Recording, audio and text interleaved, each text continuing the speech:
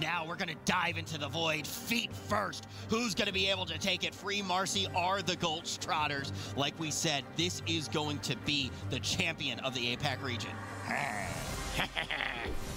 Jack, 24th seat. With explosive, fortified, and quaking no less. Big pull coming up here right away from both teams, really. Pretty much the standard pull that you see in this dungeon, but it's really scary because of all the extra fell explosives. You're looking to kill this pack as quickly as possible, obviously. That's why you see both teams pop that Bloodlust, but part of it is exacerbated by the fact that there's just so much tank damage going out with that Dark Withering cast. A lot of splash damage on the groups as well, and you want to kill this trash before it kills you because eventually the tank will die. We see Purgatory proc over on Skylar already. And you're seeing Wrath having a huge amount of deaths here. 8 deaths already for Free Marsy as they're just kind of struggling to do this. And they have more explosives that are going to be detonating in a second here, which completely wipes out their entire team. So right off the start, Free Marsy, defending world champions, really in quite a hard spot right now. I mean, already 12 wipes, haha, on the board from them right now, just in the very start of this dungeon. And, you know, everybody's going, well, of course, so you have to kill the trash before it kills you. But I was just trying to highlight just how dangerous the trash in here is, especially in this fortified setting. And it's going to be even worse once we get past this first boss. But let's focus on that first. We did see Gulch Trotters with that good pull, finishing off the trash, and then resetting the boss. And during that reset time, they use that space to grab those little gooeys and kite them around the room. They apply a really nasty dot to the tank. But all eyes right now on Zerol, Jack, the first boss of the dungeon. Has a particularly large health pool because there was a mechanic where one player, which you will see on the screen at home, they will have kind of a little phased icon, a little circular recycling icon on their nameplate. They will get sent down to their own phase, and they're responsible for killing 10 small mobs by themselves. Once they do so, they will have access to a special action button, which when they use, they will bring them up to the regular realm and will stun the boss for, I believe, 10 or 12 seconds, increasing the damage taken from the boss by 200%. Also very important throughout this fight, there will be the Decimate that goes out onto the tank, leaving behind an expanding void zone behind it. So it's very interesting right off the bat that Skylark has just very awkward positioning into this, pulling the boss almost into the dead center of the room. So you're having that full maximum sized void puddle, you know, starting to spawn there. You always want to make sure you're keeping the tank out of that void, or sorry, the boss out of that void puddle, because it does deal that extra additional damage here. But at this point, Gulch Trotters is getting out of that phase so rapidly, starting the vulnerability phase, getting it all their cooldowns popped to be able to actually neutralize these. So huge damage coming out of here, and you are seeing Skylark, you know, in a pretty good position to be able to push this boss, you know, right next to the void puddle and get them a bit cleaner decimates coming out here. Yeah, I mean, not the best use of their real estate, Jack, indeed, but nonetheless, he is below 50%. Definitely will have to rotate one more cycle on that damage taken. We're seeing them now intelligently moving it to the side of that first void zone, decimate zone that they put down. Now, we do have to note that any mob that enters this void area, or any of the dark void area in the rest of this dungeon, does get a buff for 100% increased damage done while they remain within it, which is why you're seeing, of course, the boss not kited through it. And if any of the goos reach this boss, there will be a detrimental explosion finishing off most of the group. Free Marsy just now pulling the boss. They unfortunately accrued an extra 2 deaths as well on their journey to do so. Always important to watch out for those explosions, the detrimental explosions. There's not that many happy explosions here in this instance at all here. Gulch Trotters, you know, getting Zerol down to 30% here. Doing an excellent job being able to kind of kite the rest of these mobs just all the way back here. We are seeing Dag getting caught into a very awkward corner here where he couldn't actually run away. Oh, that Typhoon saved them so much. He was so close.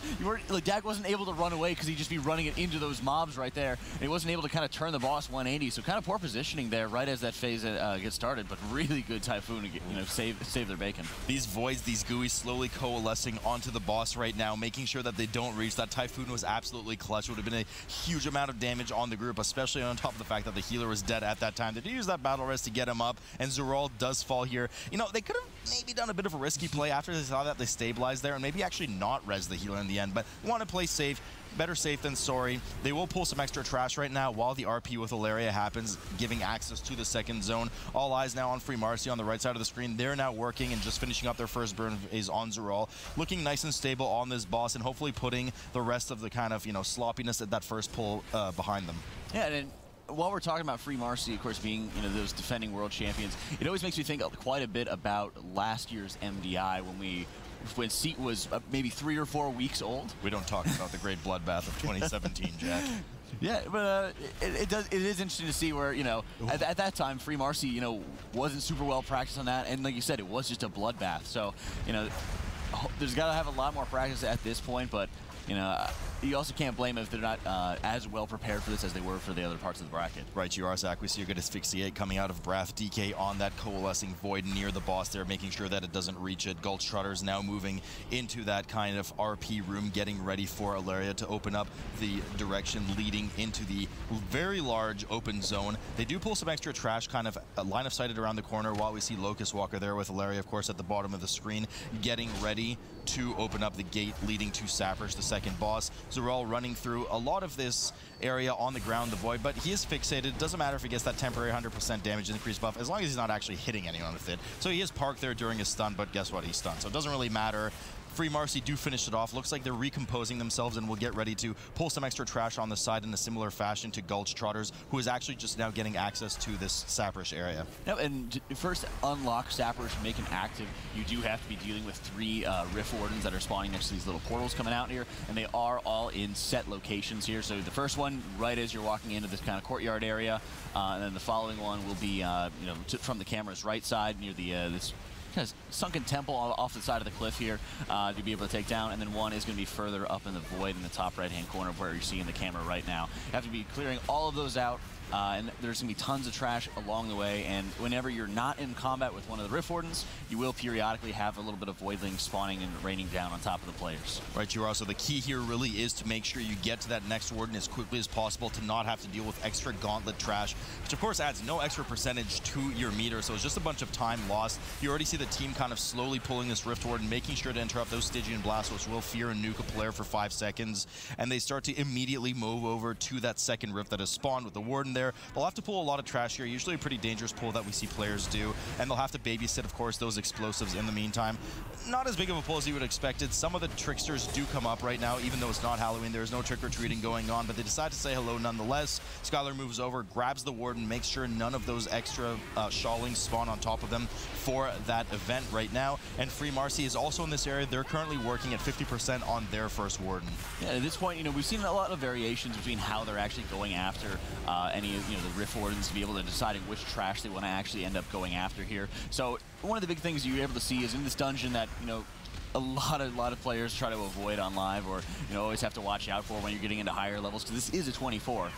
How you're going to be determining what trash you are going to be pulling, pacing yourself throughout this instance to find what you can get away with pulling here is always very important, especially when we have to be dealing with those explosives, because even if you're having some of the voidlings spawn, those can actually be spawning some explosives, and if you're dragging all of that stuff in with you, you could still have them very far out at range. It'd be such a pain.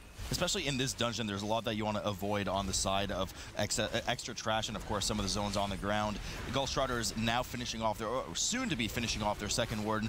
This run over to the third portal is about twice the length of the first one, so there's a good chance that they will spawn some of those GUIs, but oftentimes we see players or the tank grab a bit of extra trash on the side while one of the more mobile players, in this case either the Boomkin or even the healer, runs over and tags that Warden for the tank and drags it back before any of those extra mobs do spawn. Free Marsy have now moved over to their second Warden as well, doing a similarly large pull and just tons of damage coming out of those 2 Windwalkers, Jack. Yeah, that's what you really want to be able to see is, being able to neutralize those Rift Wardens, having that strong single target damage, rapidly being able to take care of it. And like you said, for Gulch Trotter, Skylark is, pulling a little bit of that extra trash. They are finding the Trickster before it finds, one of the healers or one of the more squishy players in the group there. And they have to deal with that Voidling pack before they do end up engaging with the Rift Wardens. So they already have that taken care of, as you see in the quick Sky Step going out to pull that Rift Warden and be able to pull it down. Because like you mentioned, there are a lot of patrols going around that portal, and just because the Rift Warden's spawning from that portal, there's nothing forcing you to actually stay there and be in combat with it. Yeah, I mean, once he spawns there, you can grab it and pull anywhere you want in the instant. Stygian Blast getting interrupted there by Gulch Trotters, making sure to kill all of those extra explosives that are spawning. Free Marsy now as well heading over to that third Warden. So in terms of raw dungeon progression, they're actually really not that behind. They've actually managed to catch up a bit, only 3% behind on trash and pulling the same Warden here. So really good performance coming out of Free Marsy, but they have a huge mountain to overcome right now with that 13 death difference between the two teams, 65 seconds on the board. So it's going to take more than just a few seconds saved here and there. Yeah, it really will, and I think a lot of that will kind of come down to as we go into Viceroy's room. We've seen a lot of variance with, how our championship teams really have been approaching this, how safely they want to play, how much time do they want to dedicate to it, and it really starts going into the most lethal trash of this instance. It becomes so much more harder to deal with whenever you're kind of combining any of these pulls, and especially when you're not able to have, a little bit of avoidance or leech, little things like that, and those tertiaries can definitely make a huge impact from live to actually now. I mean, Free Marsy killing their third warden at almost the exact same time as Gulch Trotters. Just so much more damage coming out of the Free Marsy squad. They are 8% behind on trash, but are closing a lot of that progression gap very rapidly. Going to see a fairly sizable pull coming out of both teams here, right in front of Saprish, who of course now has spawned as 3 wardens have been killed. Now, a lot of danger with this trash, not only for the amount of damage that goes out on the tank and the debuffs on the group who see that solar beam come down, but also it forces you to constantly displace around while these explosives orbs are spawning, keeping players on their toes to make sure that they babysit those and don't let anything get too out of hand. Yeah, and we've seen a number of times as well with how much void zones are spawning under the ground. You're seeing a number of these little traps that are going down, which will of course stun the players that are caught in between it. A lot of times you have to be kind of leaning on some of your ranged DPS here to be able to help you out a lot of times with the explosive orbs. And Gulch Trotters has done an excellent job being able to deal with this in very, very good order. Leaning on, Dag a lot of times being able to actually take care of a lot of them. But even then, you're seeing Chompy actually dedicating a little bit of his time in case some of things are too far out of range here. And it's making sure that even though Skylark has actually procced his Purgatory through some of those pulls, he's not putting himself in unnecessarily dangerous positions in order to kind of compromise the raid. And they're also doing a great job getting those tricksters out. Yeah, I mean, they're grabbing just a few of the extra GUIs on the side, the Trickster as well. They want to make sure this entire area is as clean as possible leading up to Saprish. Reason being that Saprish, you have to move around a lot because the traps we just talked about as trash, on the trash, Saprish really just cranks up to 100% on the fight, constantly putting them down. Skylar's just getting so low, barely hanging on there by a thread. We already saw that Purg proc earlier, so, I mean, he's not going to have anything to save him. He goes down, and we just mentioned these Void Discharges are really just, they seem like insignificant mobs, but that dot that they apply to the tank is so brutal, especially in this fortified setting, and you only have access to that Dispel as a healer every 8 seconds, so you will eventually have to eat a bunch of that damage unless you're kiting them around. But now they are getting ready to pull Saprish and his 2 pets. Also important to note, Gulch Trotters and Free Marsy kind of engaging at almost the exact same time here. So there still is going to be that 65-second differential for the deaths that they're still giving Gulch Trotters that advantage here. But with a boss like Saprish, and again, going back to all those void zones, all the traps that you have to watch out for, you will have to, of course, make sure you're having regular interrupts going out onto Shadewing, and as well as just constantly moving around to, dodge through the Dark Fang. A lot of this, is anybody's game still going into this boss. I mean, the reason that you're seeing the teams stack up here, at least on the part of Gulch Trotters, is that Dark Fang will actually jump to one of the distant players when he does that. By being near the melee, you make sure that the cat spawns near all of the other players in a very perfect fashion, and as a result, you get increased cleave damage as they do share a health pool on the cat, on, of course, Shadewing, that little spell for fell bad. I can never know what it actually is. Skyfin. Skyfin, thank you. You did look it up. I thank you very much for that. I'm not giving you the $5 though. Aww. And Saprish himself, as you get a lot of that cleave damage, want to make sure to jump out of those traps as quickly as possible. They do armor really quickly, like a second and a half, 2 seconds, and they'll stun if you're caught in them. So really well positioned here by Gulch Trotters. And Free Marsy, not very, and in fact, they're actually ahead. They're 5% ahead on the boss. So both teams doing an exceptional job right now. Yeah, and it's always important to be able to watch, the extra benefits you're getting out of, like, say, the Warlock being able to have that multi-dot and huge damage that he is able to pump out. But also at the same time, whenever, while you are, of course, having to have a little bit of awkward positioning, you're having to kind of drag everything where you're letting the Warlock and the rest of Druid kind of set the tone for where Dark Fang is going to end up going here. It is extremely beneficial when you're able to let your casters have a lot more time and opportunity to be free casting here. Chompy, of course, being able to take advantage of staying in his own Starfall to be able to have those free casts going out, which is so convenient for how much mobility is required for this. Because as you're seeing, you're barely getting a cast up before more traps are coming down.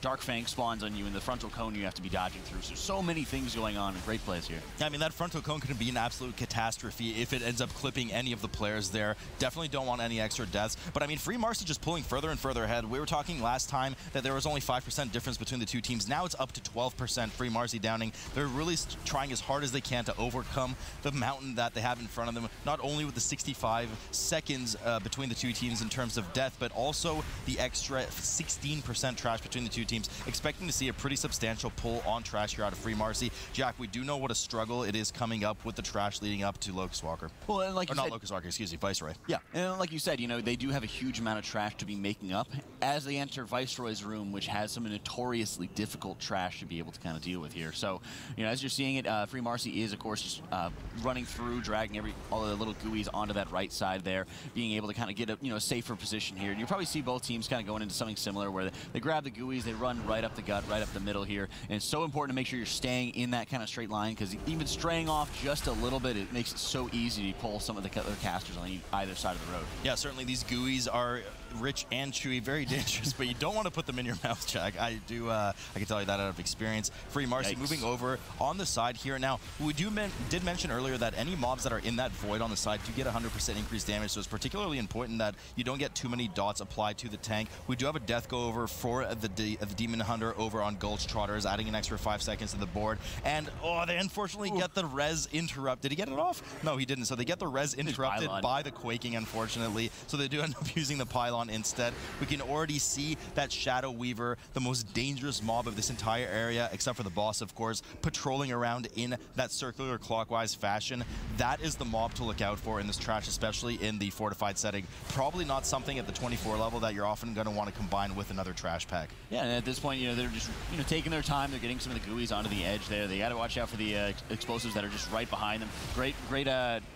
Great moves by Dag to make sure, great awareness there to make sure he's able to keep an eye on those explosives running out, not inconveniencing the other DPS that they have to split off. Of course, there are other targets here, and that's what you want to be able to have as a healer. Being able to put yourself in that position where you're not, you're able to kind of make up for a lot of the times where other DPS want to be able to actually continue taking down these mobs, and you're able to kind of make up a lot of time for them instead. Techniques, unfortunately, slithers into another death. Number 3 on the board for them. They don't. Oh, they actually do have access to that battle res.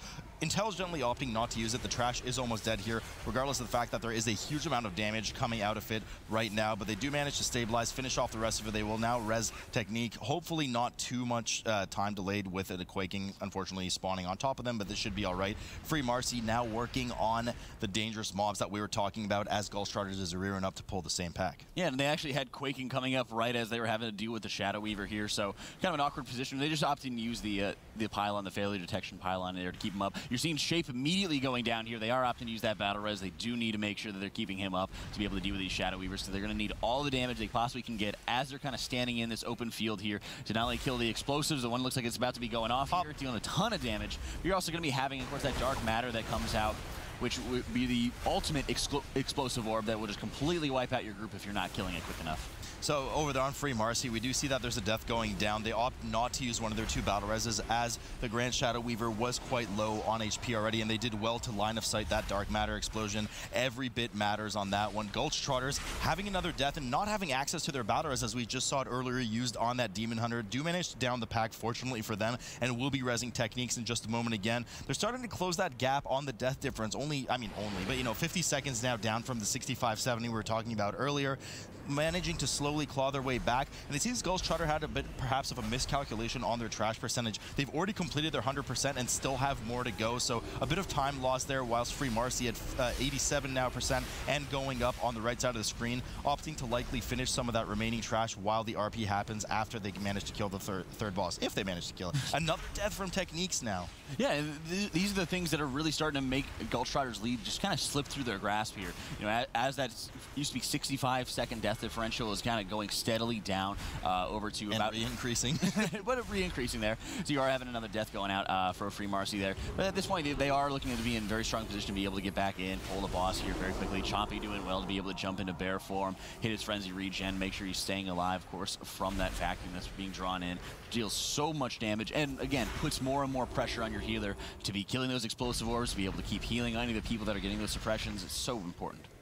So, I mean, definitely a bit of an advantage here for Free Marsy heading into this boss and then Lura later when we get to it, having access to those 2 battle reses. None to speak for Gulch Trotters, but they will have access to one in about a minute or so based on that timer. We do know it is a 10-minute CD, or recharge time rather. Viceroy being pulled on both sides. Free Marsy having the advantage with the earlier pull with 8 to 9% ahead of the team. Now, death coming over on Free Marsy. Fortunately, as we just said, they do have access to those battle reses. Immediately get one up on that first wind Windwalker Monk, and they come up. Now, both teams have a multi-daughter, which is quite effective at dealing with the tentacles that spawn on this boss. The boss does spawn 3 tentacles randomly around the room. You could have a bit of luck with a bunch of them spawning in a clump. Want to make sure you interrupt that Dark Blast and get him over to those tentacles so that the melee can help cleave, but he also could have horrible luck and have all of them spawn in a huge equilateral triangle around the room, and then you have your multi-daughters having to do a lot of work there, Jack. Yeah, and it's always very important to be able to kind of get everything as closely grouped together as possible. You are, of course, seeing, that kind of single target Dark Blast that Viceroy will periodically be casting there, where you still need to actually get that interrupted in order to move your boss over, so you're still able to get that effective cleave here. So pretty good positioning there by Gulch Trotters, getting all the tentacles within pretty close range, being able to kill, of course, the caster ads that are shielding the boss, and then, of course, being able to have that interrupt onto that single target, or the AoE nuke onto the entire group. Gulch Trotters really kind of minimizing the gap between the boss difference. In fact, it's dead even for both teams right now at 59-60% apiece. Free Marsy, struggling a bit with some of the tentacle damage coming in. Not the best spawns for them, but managing to stay afloat. They do have access to 2 battle reses now as that CD comes up, and 1 for Gulch Trotters. There are a couple more casts that we have to talk about. Of course, there is the Howling Terror, which will fear all players for 5 seconds. It does come up only every 15 to 17 seconds, so as long as one melee or the tank are watching it at all times, it should be fine for them. And the Eternal Twilight, which at 100% energy, the boss will spawn 2 extra ethereals that come in. The DK will grip one to the other to make sure you maximize cleave, and you have 10 seconds to kill them. Otherwise, we're seeing it right here, otherwise the boss will get that Eternal Twilight cast off, which will kill the entire party. Yeah, and at that point, it's really scary for the healers, because you have to make sure that all your DPS is focusing on those caster ads, so you're able to interrupt the Eternal Twilight. So at that point, the damage priority goes from the tentacles onto the caster ads, and you kind of just have to leave those tentacles up, regardless of what health they're at, regardless of what percent or who they're actually casting on. So at that point, it becomes, you still want to be able to dish out that damage onto them, but you really need to make sure you're kind of focusing on top of the healers. And you're seeing Chompy here at one point taking 2 of the tentacles and having to just go in a bear form in order to survive that stuff. So tremendous pressure can be on your healers as you're going into this, and it's always important. You're seeing Chompy dropping really, really low there, but really good moves to be able to make sure he survives. Yeah, I mean, it does have 5 stack from that debuff that does diminish and go away. Now, the boss is in the middle of the room for this pushback right now, similar to Dresaron's, but it does not affect you whether you're closer or further from the boss in terms of the rate that he pushes you. He starts to push you slowly, and by the end of it, ramps up rapidly, and if you get pushed to the outside in that purple goop, you will take a bunch of damage, so you want to make sure you start as close to the boss as possible and ramp up your movement abilities, your movement speed increasing abilities towards the end of his channel. Both teams doing really well there in that regard. Free Marsy starting to pull slightly ahead, but really these teams have been quite neck and neck on this boss. Advantage to Gulch Trotters though, because they did start the boss about 8 to 9% behind and managed to catch up and now stabilize. They've definitely done an excellent job, especially because they just now get that battle res back to be able to use on shape for that last 10%. So it's great that they have that back, because that was one of the things going into this boss fight we were kind of worried about, that they didn't have access to it. But you're having the full cast going into Chompy. He's dropping so low here. Really need to be able to get him topped off. So great moves there by Dag to kind of sustain him, get him in a comfortable enough position here, and make sure that they're able to kind of get the pressure off with those tentacles there as they're burning the last couple % on Viceroy here. I mean, those tentacles just taking a huge chomp out of the Druid, managing to finish off Viceroy as well. Gulch Trotters now waiting. As Chompy does go down, that tentacle wasn't done with him. He wanted to make sure if they go down, they're taking Chompy with them. Chompy will get res now as they wait for the RP to happen for Ilaria. Free Marsy pulling the last 10% of their trash efficiently during this RP. Really not much for you to do. Gulch Trotters already finishing with their trash a while ago. Actually, too much trash. We already saw their 100% reached before they finished the last pack. Nonetheless, both teams waiting here, and we have a 45-second death difference between the 2 teams. Yeah, and as they're waiting for this RP going out, this is what I always kind of refer to as the nice time. You're able to get everybody rezzed up. You're able to kind of get everybody in that good position here, and they will still have a couple extra %. So you're seeing Free Marsy here having, that perfect trash percentage, but Gulch Trotters really wasn't punished for pulling as much trash as they did here. Even with those deaths that are going out on the Free Marsy side, they still are having a very large 45-second differential, that advantage going into for Gulch Trotters right now. Yeah, there's a double Rift Warden pull in here. The exact same mobs as we saw earlier in the Saprish area, making sure to interrupt their Stygian Blast. The only difference here is that as long as they stay alive, those 2 portals on the side are alive too, and they will constantly spawn these small lashing voidlings that are coming out, just doing minor damage to the player. A bit of a pain in the butt for the tank to pick up if players are kind of DPSing them before they get anywhere near the tank. So that's why everyone's staying nice and central in this room, doing well to pick everything up. Free Marsy will be finishing the last of their percent with those 2 Rift Wardens, while Gulch Trotter already being done. Once these mobs are killed, I believe both teams have already done the whole reset boss thing, so they'll have access to and have now skipped the RP for Lura, and will be ready to pull the boss right away. Yeah, and it's important to always, you know, I'm not sure if they did end up doing the reset on it, but it's always possible if you're pulling any of these Rift Wardens into kind of the stage that you're seeing Lura on in the background. As you pull the Rift Wardens up, you actually are able to quickly kind of reset the boss there, which is quite a bit faster than waiting, like you said, on that RP. I'm not sure. I don't think either team ended up doing it, but at that point, you know, it still will kind of equal footing as they're going into this boss, and it really will be about how cleanly Gulch Trotters is going to be able to play here. Yeah, I mean, certainly don't want to be allured into the wrong information for any of these two teams, but it's not, you know, it is about how cleanly the two teams will do it, of course. This is a long boss, a lot of danger coming out, and it's going to be really important to see how much burst these two teams output on this boss, which has a similar mechanic to, as we call the first boss, where for 10 seconds at a time, she will take 200% increased damage, and then whatever you can do with that is great, and anything left over after that with her massive health pool just turns into a huge race against the soft and rage clock. But starting off here, she will gain her shield about 1 global cooldown into the cast of the players, after which a greater Rift Warden will spawn, and empowered versions of the one we saw. With a couple new abilities, he does spawn the 3 smaller adds. These small adds actually leave a void zone on the ground, but importantly here, Jack, as well, a mechanic that's very new for players this expansion. There will be an Armageddon style mechanic that they need to soak, or else the group will get nuked. Yeah, and you will see it kind of come down, like it looks like a dark crash that will be coming out on the group, and having just a little purple swizzle coming out of that little circle there, making sure, you know, once you stand in it, the swizzle kind of goes away, making sure it's going to be safe to be soaking. I mean, for swizzle, my shizzle. But now they are moving on to the first DPS phase on Lura. 200% increased damage taking, getting ready on her. Everybody's pre-casting, getting all the damage they can in, and here we go. Lura starting to chunk down as they get that 200% increased damage. Free Marsy has already moved on to their second phase with 2 greater Rift Wardens. As we can see, they pop the Bloodlust for that first burn phase, which then carries over into those 2 Rift Wardens, while Gulch Trotters actually opted to hang on to theirs. Yeah, it's interesting to see, you know, if Gulch Trotters actually is going to be using their Bloodlust here at this point, because it's always very awkward, depending on how quickly you do end up killing these Rift Wardens. If you do use your Bloodlust on the first backlash there, it actually transitions really nicely into those 2 Rift Wardens, because you are still having that duration up here. As you're seeing, you know, the little swizzles going away, as you're seeing Shape and, of course, Dag taking care of those Armageddon-type mechanics. Just pop and bubble to make sure that you're able to, you know, not take too much damage going out onto that. But they are taking them down in short order here. But it does look like they're going to have, like we were talking about, just a little bit of runoff to be able to, of their lust, you know, about 10 seconds or so going out there that they kind of have to be dealing with. So that's why I always like being able to see the teams use it at least for part of the backlash, and then carrying over immediately into, of course, the double Rift Warden. I mean, it's a pretty big dizzle for both teams right now to make sure that they get as much damage as they can on Lura. Huge damage coming out of Free Marsy as they finish their second bird phase, finishing Lura down to 28%. I don't think Gulch Trotter is going to be able to approach that amount of damage. Their Bloodlust is already down. Their second burn phase comes up, and Lura comes out of her second burn phase at 60% compared to Free Marsy's 28. Just for those at home, because of the mechanics for the increased damage taken, Lura has a massive health pool at this level of dungeon. We're talking well over 1 billion. It's going to take ages for these players to deal with the rest of this fight. Nothing too mechanically difficult about the rest of this fight. The players will really just bounce back left and right across the stage to make sure that those void zones that constantly displace, as we saw on Gulch Trotter's left side of the screen there, don't clip any of them. But there is an increasing AoE aura of damage as she gets increasing damage as the fight goes on longer. So it's going to be really tough for Gulch Trotters for the last few percent. But for Free Marsy, I mean, they just did so much damage. They should be able to finish it off quickly. And after that, there was only 45 seconds for Gulch Trotters to finish her up. And at this point, it's going to be about 40% when Free Marsy is getting really close to actually bringing it down here. So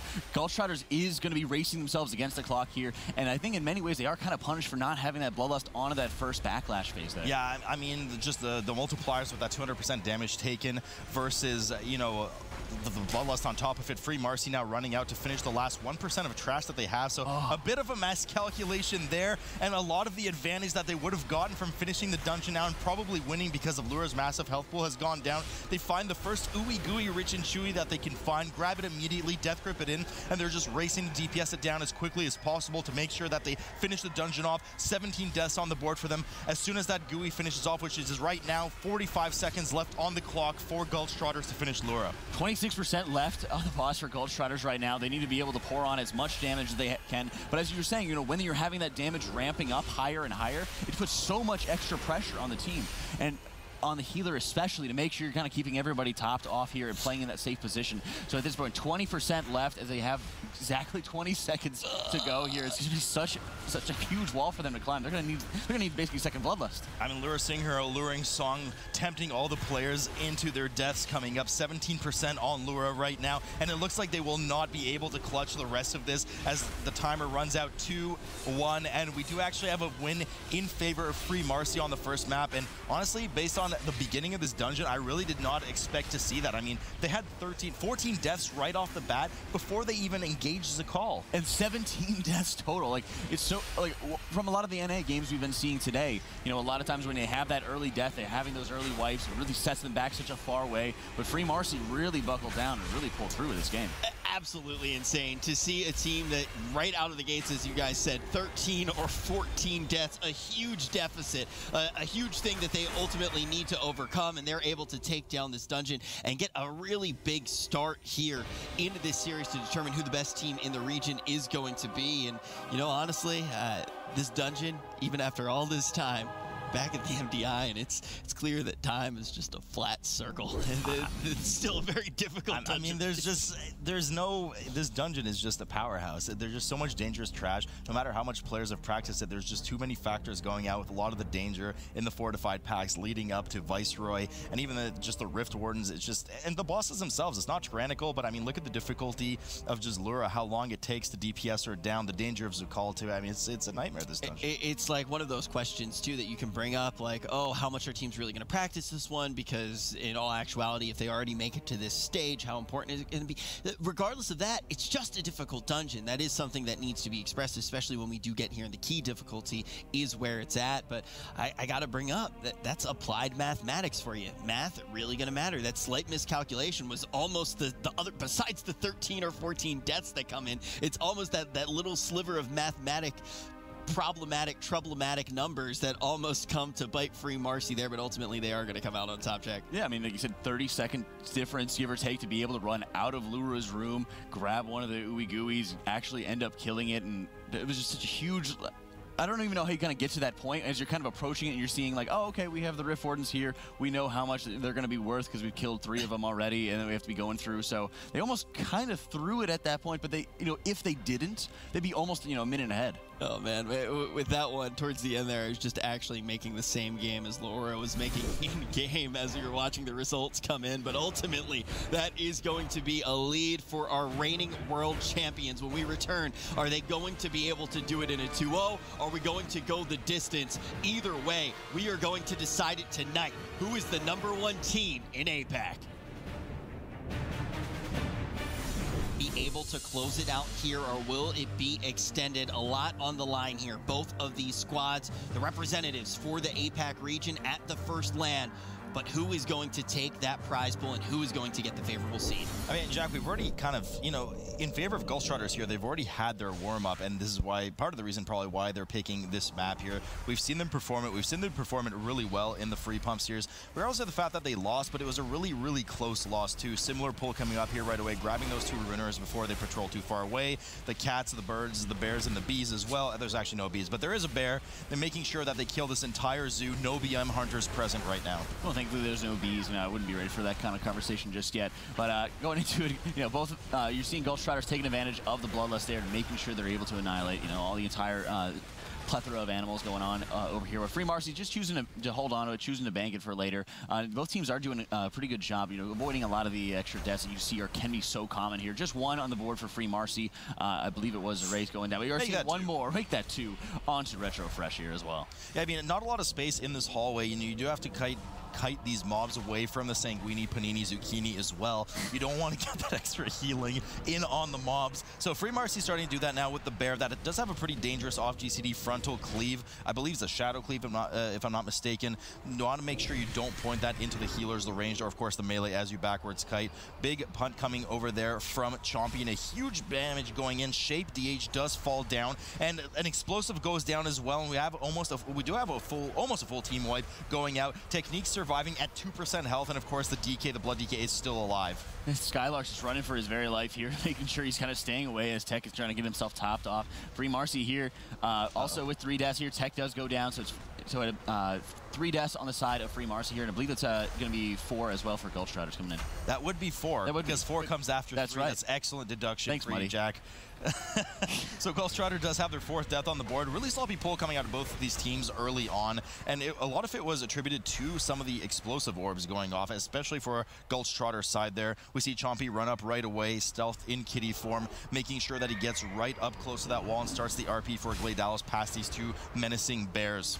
Yeah, maybe they're relatives. And you're seeing Chompy, of course, just being able to start that RP here as Free Marsy is just kind of pushing their way up towards the Glade Alice as well here. And it's always very important to make sure you're kind of watching the approach here, and also watching the different types of mobs that can be spawning here, because you do really have very limited time to be able to get the dispel out for those poisoners that are coming over here. You are seeing Dag just having the quick res. They do have to actually face tank one of those explosive orbs there, but they are getting the rest of the team up with them, and they are getting themselves all set and ready for Glade Alice. Yeah, I'm not really sure why Techniques had to die there. Perhaps just I accidentally got an aggro with the bears, but nonetheless, luckily does not spread the rest of that aggro to the pack. Free Marsy running over as well right now, while Xeris also went kitty form to start that RP, and they're getting ready right now to pull the rest of those groups too. Now, Glade Alice already being pulled over for Gulch Trotters, doing well to already get him in the corner to minimize the amount of primal rampage that the bear will get off, immediately hitting that wall, stopping his shapeshift, and then resuming his cat jumps right out to Dag. That is very well dealing with those claws out kitty. Yeah, I really like what they were seeing there, where Chompy was actually taking the first of the leaps there, so that Dag could actually just sit there and put in a huge amount of damage onto the pull here, taking advantage, of course, of his burst damage that was possible. And you're also seeing, he's able to take advantage of just the external cooldowns, like Ishkar's Fell Shield emitter, having a very large shield to kind of block out a lot of the damage that comes, of course, from the leap that goes onto you. Always important to note that you leap onto you, deal quite a bit of damage, and put a nasty bleed on you that you need. It basically functions exactly like Grievous, where you just need to be able to top yourself off in order to remove the debuff. At this point, it's really just staying on your toes, and whenever you're seeing any of the nightmares coming down from the sky, that you're kind of sidestepping them, not taking that extra damage there, and then you're able to quickly top yourself off before the dot actually has an impact. Yeah, the spooge that they leave on the ground actually immediately takes as they're falling from the sky, and it takes every half second for a fair bit of damage, especially in this tyrannical setting. So players kind of almost have to be pre-moving when they're spawning. We already see Chompy go down 57% of the health, down to 43 there, just from one tick of that goo as he's already moving. So just to kind of illustrate just how dangerous it is, 6 deaths on the board rather for Gulch Trotters. Sorry, I guess I'm getting hungry. And 4 for Free Marsy, as they're just now getting ready to pull Glade Alice as well. Free Marsy only 3% ahead on trash and substantially behind progression on the boss, but they are having access now to their Bloodlust that Gulch Trotter opted to use earlier on the very first trash pull. Yep, and you see Dag doing an excellent job being able to get his judgments out right before every single jump. You are getting, of course, with your artifact weapon, a little bit of extra damage reduction that goes a very long way when you're needing basically one global to be able to top yourself off and remove the nasty bleed that's going out onto you. Paladins and Resto Druids, for that matter, are very great options to be able to deal with these nasty bleeds. Paladin, of course, covered in plate, and whereas the Resto Druid can just hop into bear form every single time and either using Frenzy Regen or just kind of sitting on their hots to be able to get themselves topped off very rapidly here. So a lot of times you will see that kind of going on to the healers, and I like being able to see the wings coming out here just to make sure that they're going to be able to quickly and easily top themselves off. There was a great precasted flash to be able to hit right as he gets jumped on, and then quickly following it up with a Holy Shock to make sure that he stays topped off there. Yeah, Dag's certainly consuming one of those Red Bulls, getting his wings up right away as he stands outside, making sure he's the furthest member away from Glade Alice, doesn't want any other member, especially unprepared, such as Chompy, getting too much damage on them from the Grievous. We do have a death go down on one of the Windwalkers on Free Marsy side. They don't have access to the battle res.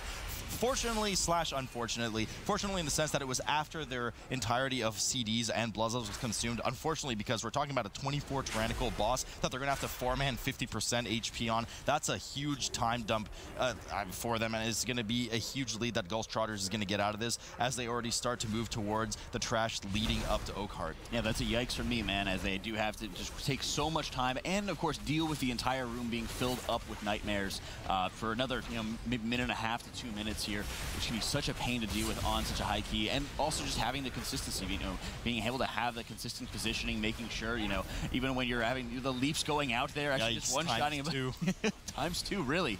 It is, and it's going to be interesting to see how they're going to be able to actually take this boss down when they only are having the Warlock available to them, and the rest of Druid just has to be sitting back and playing patient the rest of the fight.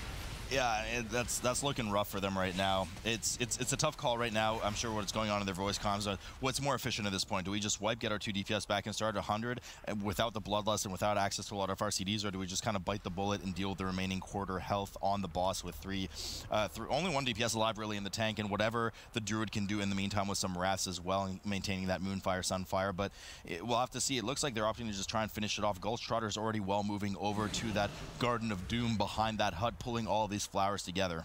Yeah, at this point, you know, a lot of times you are seeing how easily people are going to be able to deal with a lot of the trash packs going over here. Trying to dodge the keepers whenever possible. They do really have to watch out for, of course, any of the explosive orbs coming out. Chip Skylark getting his shiny teeth knocked out of him as that Purgatory does end up proccing here. So very, very important to make sure they're either hard committing to taking care of those explosives, or they're going to be moving around to line of sight. Yeah, so those explosives do have to be babysat right now. It's a bit tough to line of sight where they are right now. That tree trunk is quite thick, so they have to run all the way around it just to line of sight, but it spawns in the middle there. They really wanted to play the line of sight game. They should have pulled it towards the house where they can just kind of dip in and out of the entrance there. But nonetheless, no death going on the board for them, and they will be getting ready here in just a moment to pull the keepers off to the side as they finish that Dryad cousin of the Wetad. Yeah, no chip dip like you were talking about here. Does look like they're running over to just allow the Paladin to be able to, of course, run past a lot of these keepers here. And then, of course, when they're pulling the keepers, again, the flowers are not coming along with them. So it's always very important to be able to grab those. Only the keepers, so the keepers will be dropping those mushrooms and be healing a lot of those blossoms as well. So he just drops his bubble down, and he's able to actually run ahead past where the keeper's original spawn point is, get ahead, drop his pylon, and then he'll be able to actually just res himself and move forward here. Free Marsy killing off Glade Alice and clutching that first checkpoint as the 2 Windwalkers blossom and grow out of the ground, out of their dead state, getting ready to pull a lot of the blossoms. Now, on the side, and the house pull that we just saw earlier, Dag does go down. Was it? It was the reset. It was the reset, indeed. So Dag is still remaining dead. Now, these flowers, not too much damage on the tank, nothing too hard for them to handle. You really have access to that consumption if really needed, but there should be no extra splash damage on the group from these blossoms unless they get caught in that ground effect. Pretty easy to move out of if you keep your eyeballs open in this. They do go down in here and are getting ready to res Dag in just a moment. And it's important to make sure that, not only are they keeping their eyeballs open, but their monitors turn on here. Dag is, of course, taking advantage of his, the failure detection pylon. He wasn't actually able to get the res off until they ended up dropping combat. That's why he was away for such a long time. So he's getting back with the group, and as they're going in and pulling, as you were saying, your nice ooey gooey friends. Yeah, the Dwellers here, particularly dangerous mobs. We do see the AoE grip come in right away, so they won't have access to that as an interrupt. And the reason you want the interrupt on these mobs, we see the beam go down, such a powerful tool healer, is that once they get the Tormented Eye casting on players, the Tormenting Eye, it will start to deal a significant amount of damage as a dot, and if the channel completes, it will nuke the player for a fear as well. So you want to make sure to interrupt them immediately. Yeah, and all they really required was going to be, of course, that the solar beam coming down there by Chompy. At this point, you're going to see everyone probably staying pretty close in together to be able to make sure that all the roots are going to be in very close position, making it a lot easier for Dag, of course, to be able to get all of them cleared off with his Hand of Freedom here. We do see a huge stomp coming on the group, which we do know cycles every 30 seconds. Another important ability to look at here is the Crushing Grip that goes out on the tank, also on a 30-second timer. Huge amount of sustained spike damage, magic damage, might I add, on the tank right now. There is no Purgatory available for them either, but they will have access likely to their Vampiric Blood every single rotation because they just have that amount of haste. That's this 970 gear level, assuming they equipped and equipped into it rather. We do see the Crushing Grip on Skylark, no problem, doesn't even dip in any form of dangerous territory, because also on top of it he has access to the anti-magic shell for every other 2. Yeah, and that's what you really want to see is you're seeing how much runic power is being banked up by Skylark to make sure every single time he's going to be able to have those resources available to him, to be able to deal with the breath.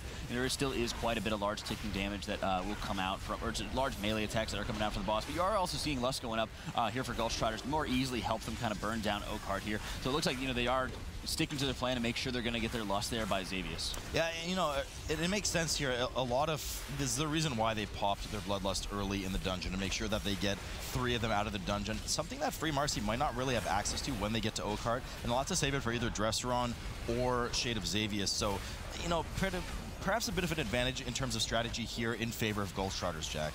It does look like there might be that extra advantage. We've seen, especially with like Maw of Souls, we were able to kind of compare, you know, the strategies of like going for those two lust timings or just going for one that's going to be perfect timing for them. But when you're in a tyrannical setting and you're able to get it for, you know, two very chunky and very deadly bosses that are very annoying to deal with as you're getting later into the instance, it really makes a lot of sense and while there is a lot more pressure to be getting Glade Alice down cleanly, Gulch Trotters already did that, right? And so they're sitting in a very strong position going forward, moving on to Dresaron after Oakheart here. Yeah, Free Marsy just now moving up to that patrol, which then leads to the Dwellers, which then leads to Oakheart. But for Gulch Trotters, Oakheart already at 1/3 health remaining. I mean, I'm going to go out on a limb here and assume that they're pretty safely going to kill the rest of this boss. It's going to topple over, and they're going to work their way over to Dresaron. But there have been a few close calls with that AoE Stomp. We've seen Techniques drop to about 10% health. We've seen Shave drop pretty low as well a couple of the times. But it seems to be well calculated and within their grasp to just say, hey, look, as long as everyone's topped off for that Stomp, we should be pretty safe. There's no external damage coming in.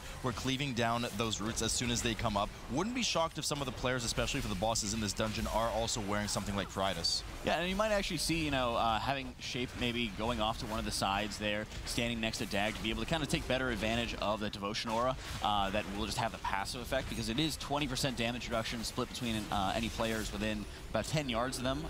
So at that point, you know, if you're just standing off onto the, you know, the far right foot while everybody else is going to be on the left side, you're offering about 10% damage reduction, which could be just enough to make sure they're staying in that safe position there. And as you're going into it, you know, when you're seeing people dropping down to just, you know, 10 or 11%, that can definitely make a world of difference. And Oakheart is now going down, Jack, and of course Yelling Timber on the way down. They will move over to the GUIs, and this Blood-Tainted Fury that we mentioned in the last series as well is a bit of a mob that could be a pretty significant time dump if not dealt with properly. When it dies, it will split into 4 lesser elementals. You want to make sure that you don't deal with those at all. You can run away before they actually land on the ground in form, and thus you don't proximity aggro them. The reason you don't want to deal with them is not only can you accidentally miss an interrupt for one of their Metamorphosis casts, and it will retransform into one of these larger Furies, but also they just don't give any percent. It's just complete waste of time. You see the players getting the stun and the CC on it as they run away immediately and make sure that they don't aggro any of those remaining ones. There is an orb that spawned there, an explosive orb, but they opt not to deal with it. It's not going to kill anyone or everyone's at max HP, not aggro at anything.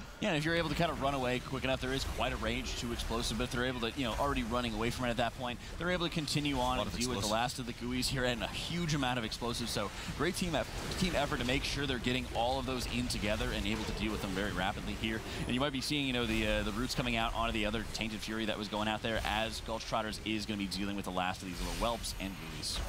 They do move over and accidentally tag an extra whelp, unfortunately, on the side. Just a bit of time lost there, but we've already had the root come in on that second patrolling Blood-Tainted Fury. No problem for them. They do have kind of free reign to deal with the whelp link here. Dag does go down, unfortunately, so they do have a death there. They have 2 battle reses on the board. No point using it right now. It's just one small whelpling, not a huge threat to the group. They're going to get the res up on Dag right after this, as they're doing so now, and they're going to get ready to pull Dresaron. Now, Dresaron, Jack, is one of the bosses we talked about as being, you know, ironically, actually 3 of the 4 bosses in here are really quite dangerous on Tyrannical, but this one just has a lot of attention needed to be paid by the healer in form of AoE healing from both the cave-in mechanic that players will need to bait away from the boss, but also the winds. Yeah, and the winds really cause most of the problems, especially from a Holy Paladin's perspective here, because you are pretty limited in your instant cast abilities. You're able to have your shock, you're able to have, you know, your Light of Dawn coming out there. You're still able to have, you know, the larger healing coming out from Beacon of Virtue on the entire group here. When you're trying to get, you know, the flash heal casts off to be able to make sure everyone is staying topped off,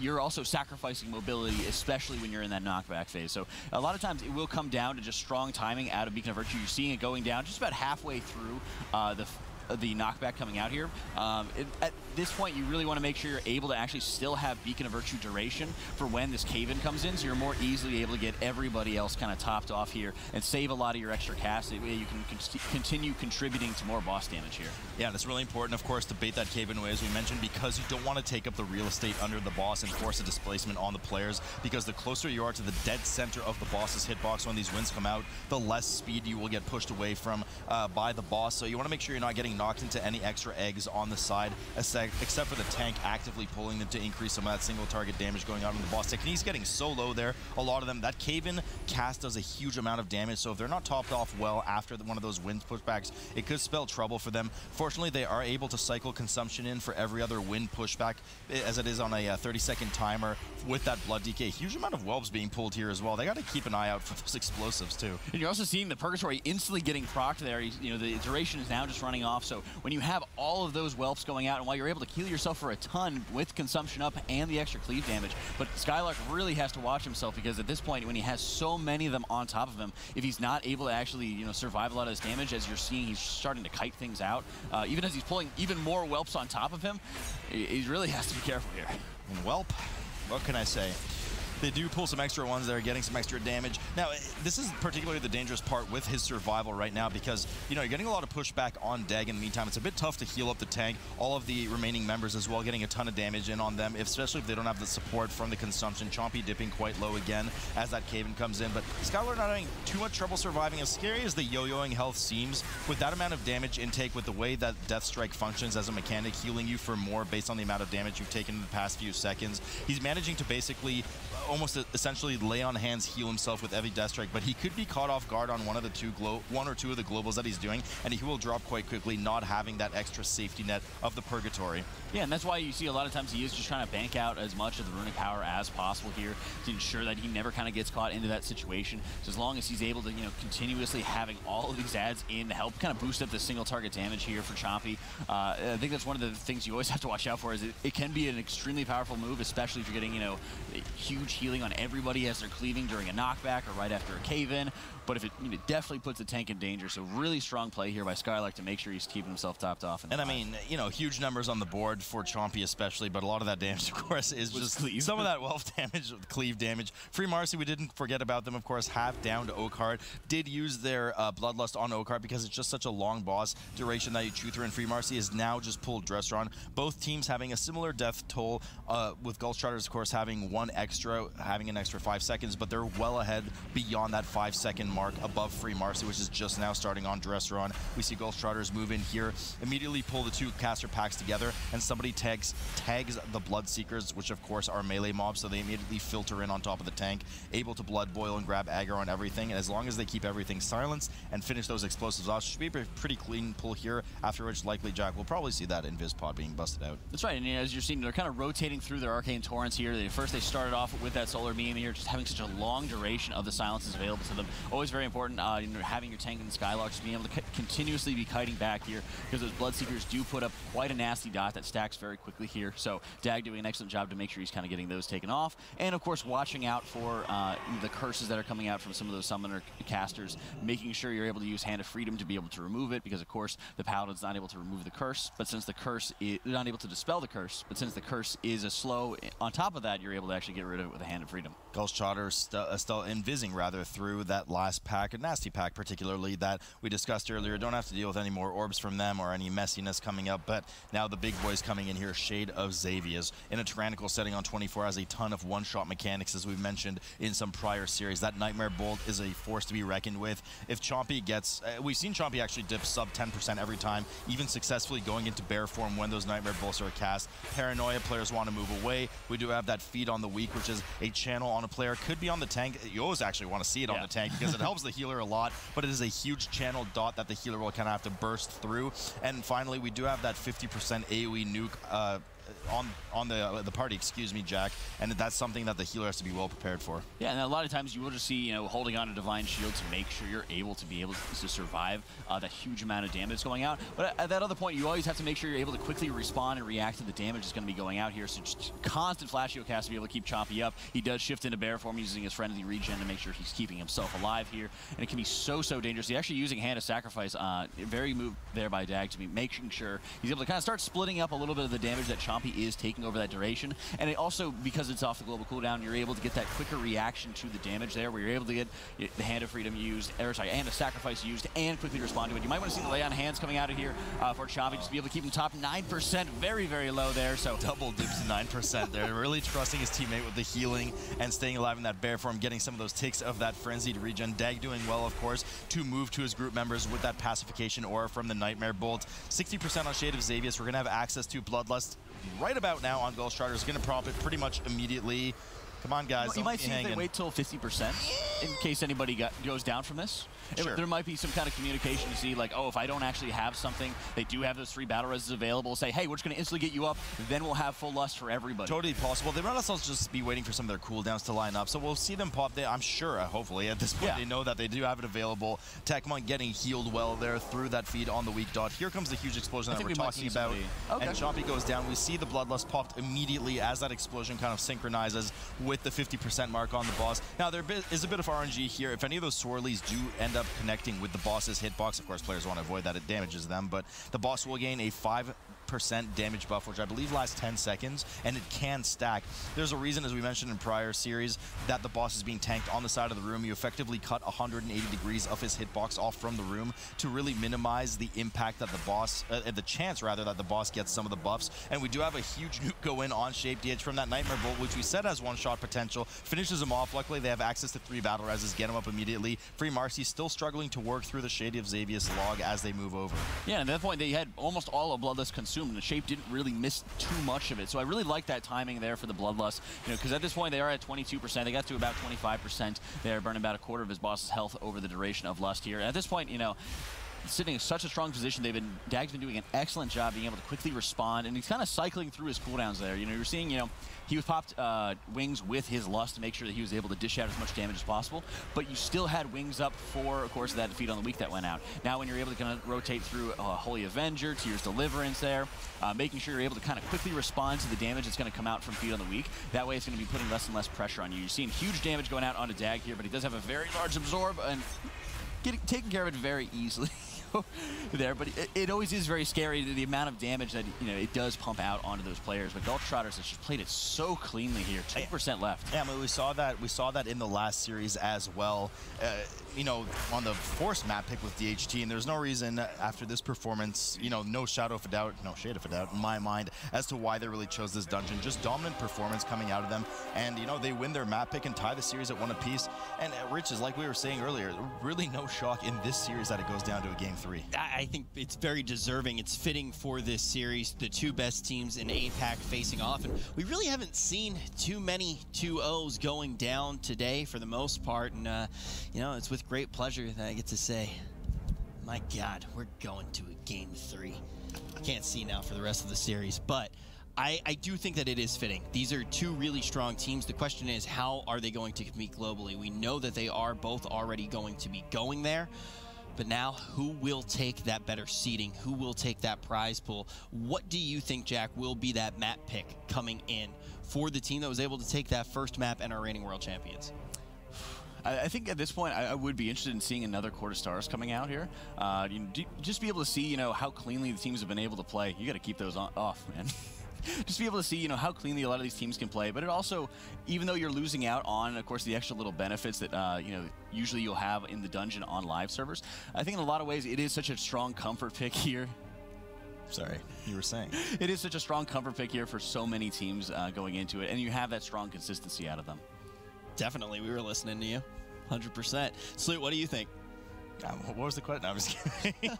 I mean, we guessed it wrong last dungeon. I kind of was in I was kind of in favor of the whole, loser pick 3rd map. They have the advantage going in, but we did see some kind of inconsistencies in performance coming out of Free Pumps, so it could have gone either way. It didn't work in their favor, but Free Marsy has just been such a force to reckon with this entire tournament. We've heard, Rob go on about they're just a buzzsaw. You don't want to get fed in the buzzsaw, so I'm going to have to go with Free Marsy on this one, but we'll see. They do have that advantage with the pick, right? And I think one of the things is they didn't really have that at the beginning of the series. I don't think that they wanted to go to Seed of the Triumvirate. We saw that Dungeon sit on both of these teams, but ultimately they are able to get that first win, which gives them the advantage here. Will that be enough for Free Marsy, or will Gulch Trotters trot straight to a victory here? We'll find out when we return. It will be the conclusion of the APAC MDI.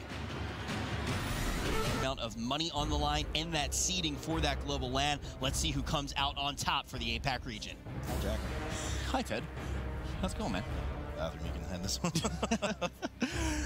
Interestingly enough, we're having Free Marsy here playing for that final game in the grand finals on that upper Karazhan. I'm really not shocked to see this map pick for them. We didn't get to comment it pre-match, but they were really strong in terms of their single target damage going out in the first dungeon. A lot of the kind of ground they managed to catch up in that seat of the triumvirate was single target damage, not to mention the amount of damage that came out on Lura. Remember where they ended up after that burst, 200%? It was like a 40% difference between the boss. Both teams skipping a lot of the spirits coming up, getting the MC on them, pulling, of course, the robots here on the side to the side of the stairs that we often see teams do, because as soon as they start to cast a lot of that sparking void zone on the ground, players can just avoid it by sitting on the side of the steps and be completely safe. Yeah, and you see a lot of times they're just making sure they're going off to the edge here to make sure they're able to just dodge through everything. And, you know, it really does offer such a greater opportunity for the extra cleave damage here, and you're having everything kind of coming in, compiling in together for, of course, the explosive orbs that you have to be dealing with. And then at that point, raging really just is a total non-issue here as you're just taking this down, and you're having to deal with the Forlorn Spirit, the Gulch Trotters that just released there. Unfortunately, Retrofresh did not compute there and managed to actually pull up a death. They did burn their battle res, Free Marsy did there, so already a bit of a disadvantage. The teams are full strength again, but as they lead up to this nullifier, that will cast that nullify cast a...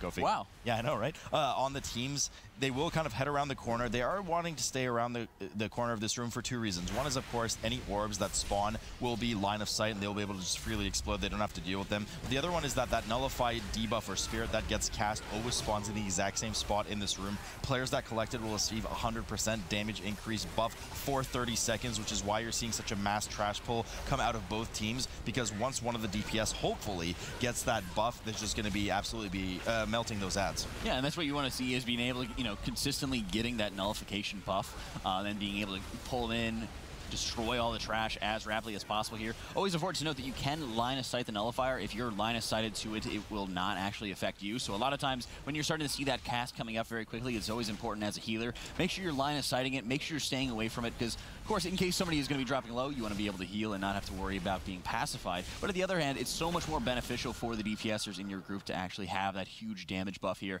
So it's way, way more important for them to have it than to you, and also seeing if you can actually carry it over into the Curator for at least some of the duration. So Free Marsy now moving into the room here with Gulch Trotters as well. Both teams in a very similar trash percentage. Of course, only 2% separating them. Not really too much trash they could have skipped, except for some of the spirits at the start.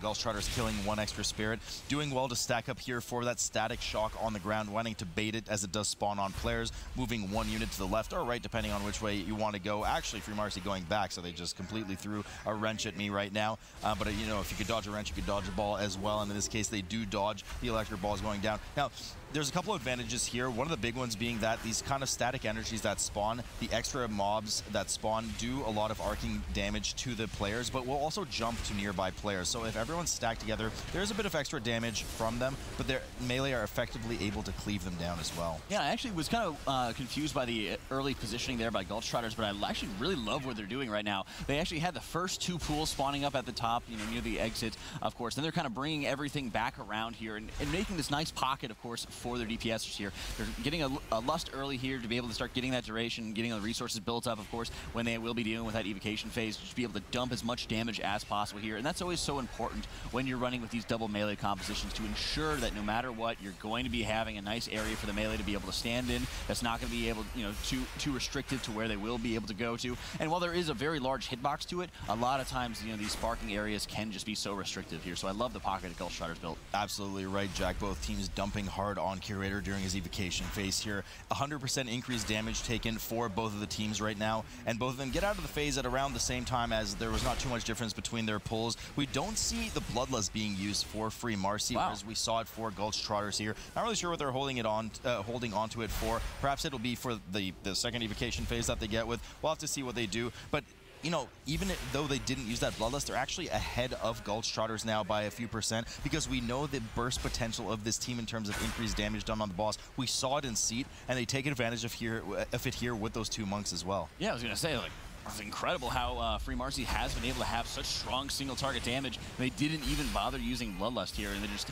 still consistently pulling ahead of the other team, about 4 or 5% ahead at this point here. They're doing a fantastic job, and this also lends to what you were talking about, where Free Marsy has such strong single target damage here, and that's what you want to be able to have going into an instance that is tyrannical and is mainly focused on those bosses. Yeah, it really plays to their strengths, and I mean, mechanically, especially on this robot boss, they're doing absolutely fantastic. Both teams dragging Curator slowly to the exit. Here comes the second evocation phase for Gulch Trotters. Dealing with that orb on the side does well by the blood DK. Free Marsy in just a moment. We'll be seeing them too using, getting that second evocate. Bit of an unfortunate spawn there at the very end with the static, but this hitbox is so huge that there's no problem for the melee to get in position. At this point, it's quite clear that they will be saving their Bloodlust for Shade of Medivh more than likely, and trying to perhaps even burn him down before they have to deal with too many of those mechanics. I don't think they'll be able to really skip, especially on a 24 Tyrannical, the Flame Wreath phase that they'll go through, but that's likely what they're saving it for. Well, it's interesting to see the kind of difference in strategies here, where Gulch Trotters did end up using their Bloodlust and only got out of the Evocate phase at 12%, and they're on the entire other side of the room here. They're where they actually walked into. And they have a death. And they have a death. And Free Marsy, on the other hand, they actually have another death coming in. And Free Marsy, on the other hand, position themselves. They're right at the door. They're ready to leave the second that the boss goes down, and they killed it in the second Evocate without Bloodlust here. I mean, Techniques just goes down, gets rezzed, and goes down right away again. So a lot of damage coming in on that poor Windwalker. Boss still at 3%, which is a ton of health to deal with in the Tyrannical setting, but they should be able to down the remaining percent, no problem. Free Marsy has now moved over to this Flamebringer, and, you know, teams often opt to skip this, but, I mean, they just pull out. I don't actually really think they have a very effective way to skip it. 1% left on the boss. Luckily, the DK manages to finish it off in a solid fashion, but that's another 4 deaths on the board for Gulch Trotters, unfortunately. Yeah, and they thankfully we're actually able to make sure they're getting that boss down, and the checkpoint does, of course, put them to head, so there's not too far back in terms of the backtracking that they have to be dealing with here. But you're seeing Free Marsy here posturing themselves, getting ready to deal with Medivh here. They have a ton of kicks at their disposal, and they also have a ton of skips available to them, but you are seeing a very early Purgatory there coming out by Wrath.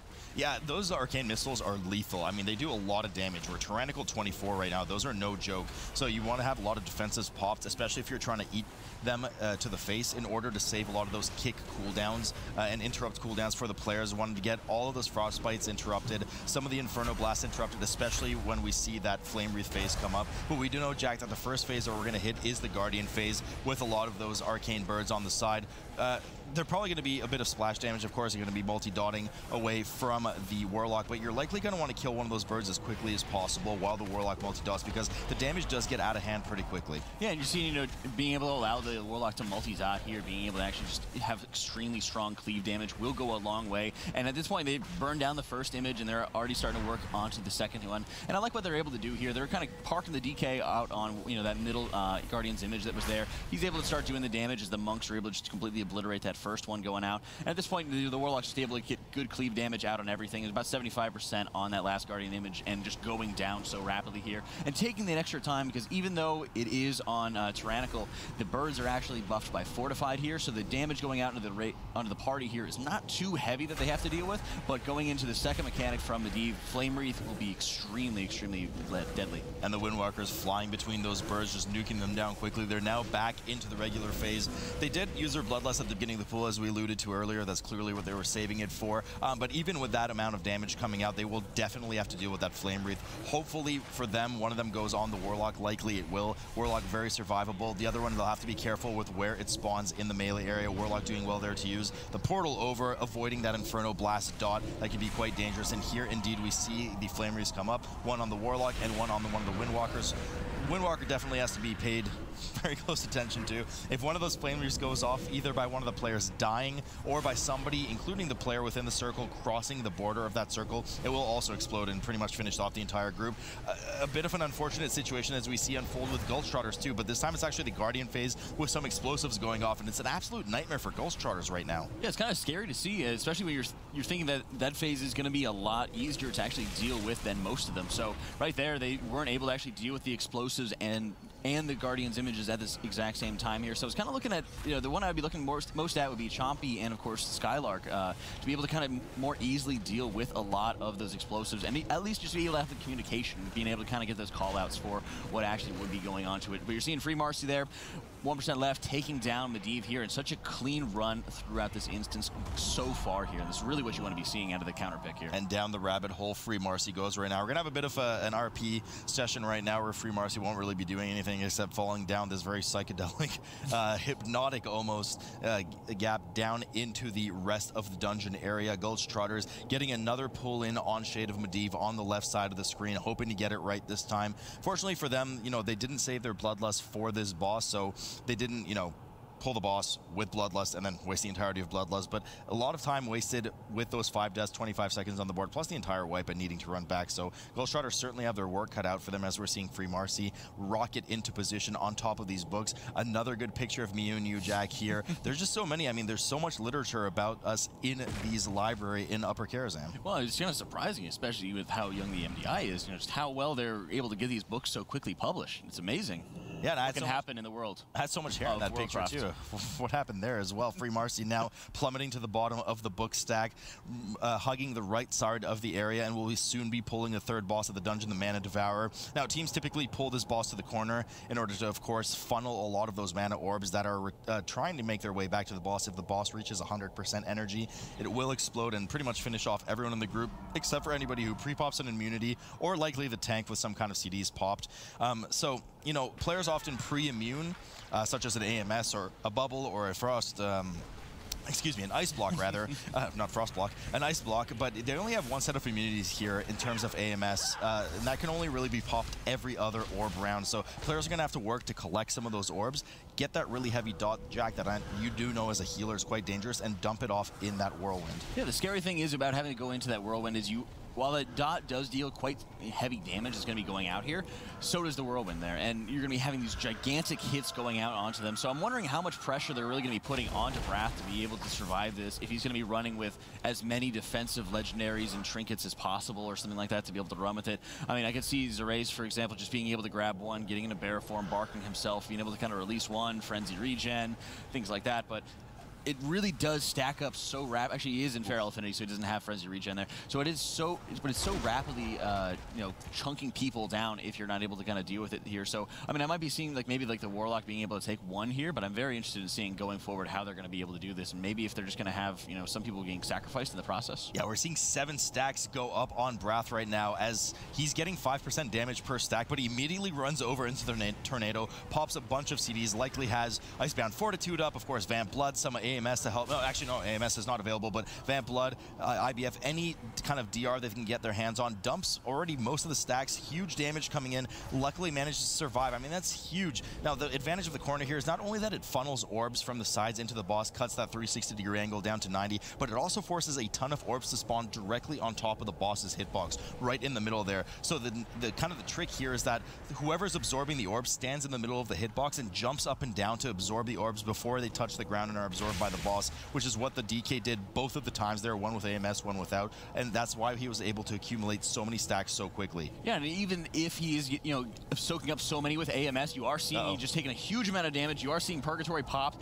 and going out onto him, so it's so dangerous to see. You're also seeing on the side of Gulch Trotters here where Medivh has not fallen, and they're having to deal with the second Guardians phase here, taking such a long time to be able to catch up here. So at this point for Free Marsy, they just need to make sure that they're, you know, maybe even sacrificing someone to ensure that they're not going to be letting the Mana Devourer go to full energy here. You're seeing a lot of people picking up some extra stacks and Mana Devourer going down. They actually did essentially sacrifice someone. Brath did fall there while you were keeping an eye on Free Marsy, so they did use their battle res, unfortunately. It did clean up the Purgatory as a result, a bit of silver lining there, but they don't have that battle res accessible to them. Here now we will be pulling most of the Mana Worms. Sometimes players like to get 6 followed by the remaining 9 in the room, Jack. Nice. Yes, followed by the remaining 9 in the room, but the danger here pulling all 15 together is of course the spawn of these explosives. Quite dangerous for some of the teams, especially in this 24 setting. You want to make sure you babysit them a lot, and at this point I'm sure Free Marsy know that they have a pretty good lead over Gulch Trotters, so there's no point on risking anything too much and having a wipe. Yeah, and it can be so dangerous when you are pulling all of these, all the little whelpings, all the Mana Worms in together here, because not only do you have to deal with, of course, you know, all the orbs that are coming in, dealing a lot of damage, having all the explosive orbs coming in very rapidly here, but also when, you know, the Mana Worms do enrage, they can have a huge amount of damage, even when you're only getting like 1 or 2 of those orbs coming in there. So it's very good to see them actually just running them down into this hallway here, and if need be, they can actually just start kiting it down, unless they just completely obliterate all of them here. Yeah, I mean, probably that, but this should be, you know, this kind of filtering into the hall helps with 2 things. One is any orbs that spawn outside you can easily line of sight, but also the orbs that are funneled to the Mana Worms, similar to the boss that we just saw. In fact, they are the exact same as the boss we just saw, but now that the players have grown up, the Mana Worms are smaller, and as a result, trash mobs. You can filter those in, bottleneck them through the doorway, and absorb a lot of those orbs, increasing your damage by, I believe, 10% per stack, something like that. They do get the rest of the worms down and now running over to the Bridge of Doom leading up to the chess event. Now, they have, I believe the chess event is 7 87% trash, if I'm not mistaken. That'll leave them to 96, according to my math here on this napkin right now. Ooh, meaning they have just a bit of trash left at the end of it, which likely they will pull a couple of those bats after they kill the chess event, because there's a pretty substantial amount of RP going on before you have access to Vis'aduum, the final boss. Yeah, and a lot of times, you know, when you're able to just have your healer run ahead, being able to deal with, of course, all the RP there, while the rest of the group is able to deal with the bats, you know, there's not a lot of maintenance required. You're just taunting the bats down, gripping the bats down, and being able to deal with it here. But at this point for Free Marsy, they do need to make sure they're going to be able to jump onto these knights as quickly as possible here. Usually you'll see, you know, teams just being able to focus down the knights that are nearby the boss. Kind of unlucky to see that, you know, one of the other knights kind of splitting off from that kind of quick and easy cleave range there, so they might end up actually focusing onto something else if they do need it. And at a 24 level, they probably will need to, because at this point, they're getting into the exposed phase. They're able to start burning the king down as quickly as possible here, and you might just see some multi-dotting from the Warlock to be able to funnel in some more damage. But we do know, of course, if the king doesn't reach that 30% threshold, he will reapply eventually his immunity shield. So that you're absolutely right, Jack. We'll probably need to kill one more thing, the knight being usually one of the best targets as is the lowest health. But the king's actually dropping quite quickly here. Unfortunately, does get the shield back up. They do turn and burn on the knight right away, making sure to reapply that stun debuff on the king, which will easily drop him below 30% in the next cycle. Gulch Trotters on the left side of the screen has now pulled mana, devoured the third boss of the dungeon, and used their second bloodlust, doing a similar strat, pulling him to the corner and using the immunities that they have available to them, which is more because they do have the bubble available, likely from the Holy Paladin as well. So it should be a bit easier for them to clean up those orbs with less risky 7 to 9 stacks, yo-yoing the tank's health. Yeah, and at that point, you know, they will be able to rotate through, of course, the Blood Decay, probably the Paladin's bubble, then, of course, taking advantage, of course, of another AMS. But you are seeing the Paladin going down very, very rapidly here with Dag. And what I was going to be talking about is when you start getting into that fourth, you know, if you do have it because you do have Bloodlust, hopefully they will not have to deal with the fourth of the expelled mana coming out there. But if they do have to be in that situation, you're able to have like Netherwalk from the Demon Hunter, or you'll be able to have just, you know, sacrifice one of the other DPS, or sacrifice maybe the healer to be able to soak up everything to kind of more easily deal with it there. So it can be very, very scary to watch out for as they're kind of getting a little bit later into this, but thankfully they haven't lost any DPS during that Bloodlust. As we guessed earlier, Free Marsy does move outside, and they're going to see who's up to bat right now. They pull the 2 bats down, finish them off, and now you see Xavius here has already kind of moved up, started all of that RP leading up to Vis'aduum, and the rest of the team is now running over. They should make it back in time by about the time this door opens. We do see Medivh finally move up, finishing his RP. Door opens, and the team has perfectly returned. Excellent timing by them, and we're now starting on the last boss, Vis'aduum, which, you know, this was not really the most dangerous boss when this dungeon came out, but eventually they kind of buffed some of his abilities, bolstered them, added some extra damage, changed the mechanics slightly, and this is really a force to be reckoned with. Things can get out of hand pretty quickly, especially in the second and third ship, which of course he transitions to at 66 and 33% respectively. Yeah, and it really shows how the scariest parts of Tyrannical is not necessarily the additional damage, but it really is the additional HP going into this. So when you're in like a fortified phase, for example, well, let me just start getting into this. We are seeing the Void orbs that are spawning out, of course, from the Warlock there in Airy. You know, it's very important. At this first platform here, you will have one debuff going out onto a player. You need to make sure that either whenever they're dispelled or when the effect just fades off, because the effect, well, the debuff will actually put out some very heavy ticking damage, but it will spawn a bunch of Void orbs going onto the first ship.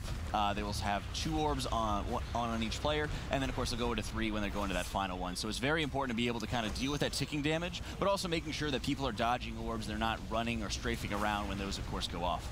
So Free Marsy moving on to the next ship right now. We'll have to see which one of the players will rush over to stop the boss's cast here. My pick will be that it'll be one of the Windwalker monks, as they, you know, have access to just such huge mobility here. We do have to dip in on the sides of the ship to make sure that the frontal doesn't clip them. It does punt you back and deal a substantial amount of damage with that disintegrate. You know, not so dangerous here at the very start, but now that you have that kind of 360-degree access to Vis'aduum, if you do get clipped by that disintegrate, you are off the platform and gone for the rest of the fight. So really do or die here for the players. Yeah, no life grip available for any priest healers to be able to help save them here. Yuck. So it's very important to make sure, of course, they're going to be watching out for this. This time, at the second platform, you know, it is interesting to see if teams are going to opt to use Lust or if they're going to opt to kind of skip it and wait for that final platform. On Tyrannical, of course, they're just sitting on it, waiting for the final platform there, because they're not going to be able to, of course, skip that Void Orb phase at all. They're not going to be able to push him to that 33% to be able to get him to transition to the final ship here. So much better to be able to hold on to it in this Tyrannical and actually wait to be able to use it on Lust, of course, when you're having to deal with those extra Blade Lords. So we see Gulch Trotters moving well, honestly, through Mana Devourer, now through the rest of the trash, through the Worms. They're just starting on the chess event now, but they're just so far behind because of the wipes they had at the beginning of the dungeon, the struggles they had to. The Windwalker Monk's dipping so low there. Fortunately, no deaths, even though Arrow dips below that 10% threshold to 7%. Demonic Portal going down again. Vis'aduum now progressing to the last platform. Here we will have, of course, that splashing Bat Guano go down on the players. Want to make sure you spread out just a bit. There's a lot of damage coming up, and they will be running down the platform here, picking up a lot of those Fel Lords, which will debuff the tank with increasing stacks of slow and a fire dot on top of it. But you do want to make sure, Jack, that you're interrupting the boss before he finishes this very long cast, else you're going to be met with a lot more resistance. Yep, and at this point, they're just pulling everything up into Vis'aduum here. You always have to watch out as Bloodlust is going up here. Just watching the positioning of both of the monks here, making sure that they're not going to be standing on top of each other, because as the Guano that you did mention, it will have more of a splash effect, so you can have your melee dropping so low, so rapidly. So even though Xerace, of course, is in that feral affinity, he is taking an event where he's just standing back, getting some wrath casts off, making sure that he's not, adding any kind of extra splash or any damage, of course, to the rest of the group here. Bloodlust hasn't even faded yet. They're at 4% left on Vis'aduum here. And I mean, it looks like Free Marsy is going to win this one. Yes, indeed, Salute, as they are taking him down. Free Marsy, the #1 seed out of Asia Pacific, and they're here to show it. And the monk goes flying off the edge of the platform at the very end for showmanship. That's called style points. But the big thing is we really do see Free Marsy, when they are on a map that they are prepared for, a map that is in their pool, they look world-class just about every single time. And it feels fitting that we see our returning